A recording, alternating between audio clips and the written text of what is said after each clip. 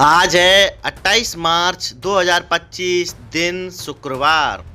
Welcome back to news 34 Hindi. तो आइए जानते हैं उत्तर प्रदेश की फटाफट 20 बड़ी खबरों को। पुलिस में बम्पर भर्ती, दरोगा, सिपाही और जेल बॉर्डर के 26,596 पदों के लिए इस तारीख से शुरू होगी प्रक्रिया। मुख्यमंत्री योगी आदित्यनाथ की घोषणा के बाद उत्तर प्रदेश पुलिस भर्ती एवं प्रोन्नति बोर्ड दरोगा, सिपाही और जेल बॉर्डर के 26,596 पदों पर सीधी भर्ती की प्रक्रिया शुरू करेगा। अप्रैल माह के अंत तक इन पदों पर सीधी भर्ती की प्रक्रिया शुरू करने के लिए विज्ञप्ति जारी की जाएगी। यूपी बनेगा अब स्वास्थ्य पर्यटन का केंद्र, 8 साल में मिली 8.30 लाख युवाओं को नौकरी। मुख्यमंत्री योगी आदित्यनाथ ने कहा कि आयुष के क्षेत्र में स्वास्थ्य टूरिज्म की संभावना है। प्रदेश में शुद्ध वातावरण और प्रचुर जल संसाधन स्वास्थ्य टूरिज्म के लिए अनुकूल है। हमने धार्मिक टूरिज्म में उत्तर प्रदेश को नंबर 1 बनाया है, अब स्वास्थ्य टूरिज्म में भी इसे शीर्ष पर ले जाएंगे। आयुष हॉस्पिटल और वेलनेस सेंटर इसके लिए नए केंद्र बन सकते हैं। 6 अप्रैल को दोपहर 12 बजे होगा रामलला का सूर्य तिलक। वैज्ञानिकों की टीम पहुंची, हर साल बढ़ता जाएगा समय। राम जन्मोत्सव के दिन रामलला के सूर्य तिलक की व्यवस्था स्थायी हो गई है। इस रामनवमी से लगातार 20 सालों तक राम जन्मोत्सव पर सूर्य की किरणें रामलला का अभिषेक करेंगी। मंदिर के शिखर से सूर्य की किरणों को गर्भगृह तक लाया जाएगा। इसके लिए खास तरह के मिरर और लेंस लगाए जा रहे हैं। रुड़की के वैज्ञानिकों की टीम अयोध्या पहुँच गई है और सूर्य तिलक के लिए उपकरण लगाने का काम शुरू कर दिया गया है। सीएम योगी ने 283 चिकित्सा अधिकारियों को सौंपे नियुक्ति पत्र, बोले 8 साल में दी गई 8.5 लाख नौकरी।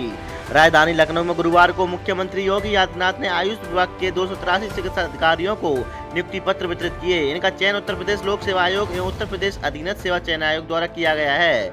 लोक भवन ऑडिटोरियम में आयोजित कार्यक्रम में आयुष मंत्री दयाशंकर मिश्र दयालु ने पुष्पगुच्छ देकर मुख्यमंत्री का स्वागत किया। 8 सालों में एससी सामान्य वर्ग के छात्रों को मिली 14,000 करोड़ की छात्रवृत्ति, 1.79 करोड़ को मिला लाभ। योगी सरकार ने बीते 8 वर्षों में लाखों छात्रों को आर्थिक संबल प्रदान किया गया है। इस अवधि में कुल 1.79 करोड़ छात्र छात्राओं को छात्रवृत्ति प्रदान की गई है, जिससे वे अपनी शिक्षा को निर्बाध रूप से जारी रख पा रहे हैं। आज से यूटर्न लेगा मौसम, 13 जिलों में हीट वेव की चेतावनी, जाने आने वाले दिनों का पूर्वानुमान।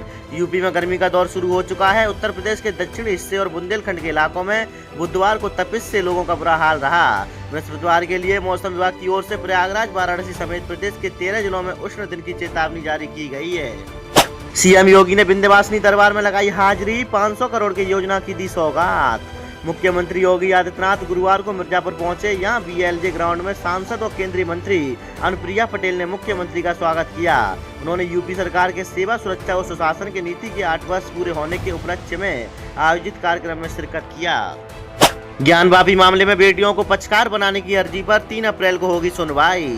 सिविल जज डिवीजन फास्ट ट्रैक युगल शंभू की अदालत में बुधवार को ज्ञानवापी के 1991 के पुराने मामले में वादी रहे पंडित हरिहर पांडे की बेटियों को पक्षकार बनाने की अर्जी पर सुनवाई हुई। कोर्ट ने अगली सुनवाई की तिथि 3 अप्रैल नियत की है। कोर्ट ने बाद में विजय शंकर रस्तोगी की ओर से दाखिल ट्रस्ट डीड को पत्रावली में शामिल करने की अनुमति दे दी है। आईआईटी, बीएचयू और गुवाहाटी करेंगे 15 प्रोजेक्ट पर रिसर्च, पीएचडी में प्रवेश हुए शुरू। आईआईटी, बीएचयू ने आईआईटी गुवाहाटी के साथ मिलकर मल्टी डिसिप्लिनरी विषयों पर शोध करने की प्रक्रिया शुरू कर दी है। रेगुलर के साथ ही जॉइंट रिसर्च प्रोग्राम के तहत 9 विभागों में पीएचडी में अभ्यर्थियों का एडमिशन लिया जाएगा। छात्र छात्राओं को इस बार ये मौका मिल रहा है कि वे दूसरे संस्थान में भी एक प्रोजेक्ट पर मिलकर रिसर्च कर सकें। 7 अप्रैल आवेदन की अंतिम तिथि है। काशी में यात्रियों का सफर होगा आसान, अगले महीने बड़े में शामिल होंगी 50 सिटी ई बसें। यात्रियों की राह सुगम बनाने के लिए Varanasi city transport services limited के बेड़े में 50 नई ई बसें शामिल होंगी। नए सत्र यानी अगले महीने से यह बसें सिटी ट्रांसपोर्ट से जुड़ जाएंगी। शहरों के अलावा ग्रामीण क्षेत्रों में भी ई बस से लोग सफर कर सकेंगे। काशी के इस आश्रम की एम्बुलेंस अब डायल 112 और फायर ब्रिगेड की तरह करेंगी काम, 45 मिनट में मिलेगी मदद। वाराणसी जिले में सामने घाट स्थित अपना घर में अब लोगों तक जल्द सहायता पहुंचाने के लिए आश्रम की एम्बुलेंस डायल 112 और फायर ब्रिगेड की तर्ज पर काम करेंगी। शहर के 5 किलोमीटर के दायरे में कहीं से भी सूचना मिलने पर आश्रम की एम्बुलेंस वहां 45 मिनट में पहुंचकर लावारिस लोगों को आश्रम छोड़ेगी। अभी तक इसे लेकर कोई समय निश्चित नहीं था, लेकिन अब 45 मिनट में यह काम करना होगा। नौबस्ता के 100 बेड के अस्पताल में जल्द शुरू होगी ओपीडी, डिप्टी सीएम ने डीजी हेल्थ से मांगी रिपोर्ट। कानपुर में दक्षिण क्षेत्र नौबस्ता में तैयार 100 बेड के अस्पताल में 6 महीने के अंदर ओपीडी शुरू हो जाएगी। इससे पहले अगले महीने अप्रैल में भवन हस्तांतरण की प्रक्रिया पूरी होगी। यह जानकारी बुधवार को उप मुख्यमंत्री को चिकित्सा स्वास्थ्य मंत्री ब्रजेश पाठक ने दी। अस्पताल को शुरू करने की योजना अब तक 3 बार बदले जाने के सवाल पर उप मुख्यमंत्री ने गोरखपुर में बिछेगी तीसरी रेल लाइन, शहीद एक्सप्रेस समेत 14 ट्रेनें रद्द, 11 से 30 अप्रैल तक चलेगा काम। गोरखपुर कुसुम्बी रेलवे स्टेशन के बीच तीसरी रेल लाइन बिछाई जाएगी। इसके कारण 11 से 30 अप्रैल तक नॉन इंटरलॉकिंग कार्य होगा। 3 मई को रेलवे सुरक्षा आयुक्त वहां मुआयना करेंगे। ऐसे में मुरादाबाद मंडल से गुजरने वाली शहीद एक्सप्रेस समेत 15 ट्रेनें निरस्त रहेंगी। इन ट्रेनों को अलग अलग तारीखों में निरस्त किया गया है। इलाहाबाद हाईकोर्ट में तीसरे दिन भी वकीलों की हड़ताल जारी, मुख्य गेट पर नारेबाजी। जस्टिस यशवंत वर्मा केस मामले में इलाहाबाद हाईकोर्ट के अधिवक्ताओं की हड़ताल तीसरे दिन बृहस्पतिवार को भी जारी रही। बड़ी संख्या में अधिवक्ताओं ने हाईकोर्ट के मुख्य द्वार पर धरना प्रदर्शन करते हुए जस्टिस वर्मा को के बैंक के नारे लगाए। अधिवक्ताओं ने कहा कि जब तक जस्टिस वर्मा के तबादले की सिफारिश कॉलेजियम द्वारा वापस नहीं ली जाती है, तब तक उनका आंदोलन जारी रहेगा। यूपी पुलिस रेडियो ऑपरेटर परीक्षा का परिणाम घोषित, 1374 अभ्यर्थियों को मिली सफलता। पुलिस भर्ती और प्रोन्नति बोर्ड ने पुलिस रेडियो संपर्क में सहायता परिचालक के 1374 पदों पर भर्ती का परिणाम घोषित कर दिया है। इनमें 274 महिला उम्मीदवार भी शामिल हैं। इसके अलावा रेडियो संपर्क में कर्मशाला कर्मचारी के 120 पदों पर भी भर्ती का परिणाम जारी किया गया है, जिसमें 23 महिला उम्मीदवारों का चयन हुआ है। मथुरा में राजस्व टीम को दौड़ाकर पीटा, लेखपाल और निरीक्षक घायल, गौशाला की जमीन पर हुआ विवाद। मथुरा के चौमुहा के थाना जैत क्षेत्र अंतर्गत धौरैया खादर में गौशाला की नपत करने के लिए गई राजस्व विभाग की टीम पर ग्रामीणों ने हमला कर दिया।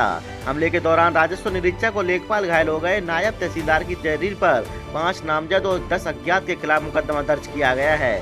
पुलिस ने 3 लोगों को हिरासत में लिया है। 10 करोड़ का बजट जारी होगा, 4 लेन बनेगा, 3 पोल कटेंगे, पेड़ हटेंगे, तार खंबे। अलीगढ़ में रामघाट कल्याण मार्ग के निर्माण के लिए बजट जारी हो गया है। 2024-25 वित्तीय वर्ष में सरकार ने लगभग 10 करोड़ रुपए का बजट जारी कर दिया है। अब सबसे पहले बिजली और वन विभाग से जुड़े कार्यों को कार्य कराया जाएगा। सरकार निर्माण की स्वीकृति मिलने के बाद से ही बिजली विभाग रामघाट रोड से बिजली के पोल, ट्रांसफार्मर और तार को शिफ्ट करने के लिए एस्टीमेट तैयार करने में जुट गया है।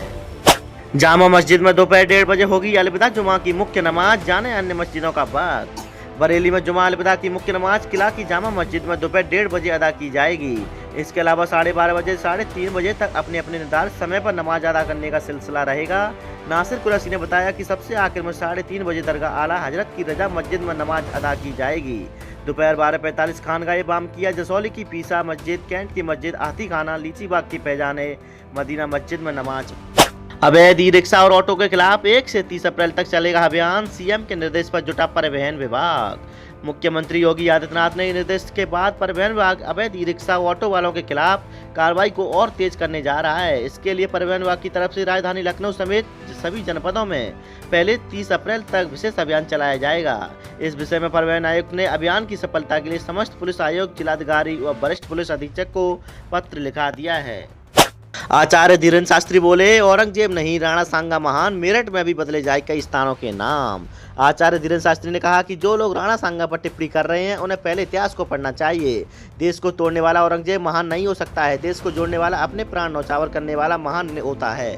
औरंगजेब कभी महान नहीं हो सकता है। देश में विदेशी विधर्मी भारत को लौटने के लिए आए, उनके नाम निशाने मिटाने चाहिए। मेरठ में भी आज कई जगह है जिनके नाम बदले जाने चाहिए।